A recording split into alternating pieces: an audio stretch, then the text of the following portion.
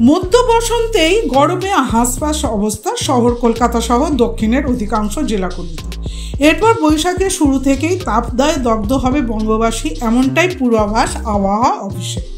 সেই সময় বিভিন্ন এলাকার তাপমাত্রা পৌঁছতে পারে 40 ডিগ্রি সেলসিয়াসে। যদিও এর সঙ্গে বৃষ্টি হওয়ার কথাও জানিয়েছেন আবহাওয়াবিদেরা, তবে তাতে করে তাপমাত্রা কমার বা প্রচণ্ড গরম থেকে বাঁচার কোনো আশ্বাসও দিতে পারছেন না তারা। চলতি সপ্তাহ সহ আগামী কয়েকদিন বাড়তে থাকবে তাপমাত্রা, এমনটাই জানিয়েছে আলিপুর আবহাওয়া অফিস। বৃহস্পতিবার শহরের সর্বোচ্চ তাপমাত্রা ছিল 34.1 ডিগ্রি সেলসিয়াস। চৈত্রের শেষে সেটাই পৌঁছে যেতে পারে 40 ডিগ্রিতে। বিশেষত পশ্চিমের জেলাগুলিতেও একই ছবি দেখা যাবে বলেই আবহাওয়া অফিস সূত্রের খবর। বৃহস্পতিবার পানাগড়ের সর্বোচ্চ তাপমাত্রা ছিল 37.2 ডিগ্রি সেলসিয়াস।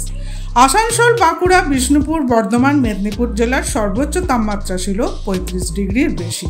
অতএব এখন থেকেই আরও গরমের অপেক্ষায় বঙ্গবাসী, তা বলাই যায়। ব্যুরো রিপোর্ট, সূত্রকার সংবাদ।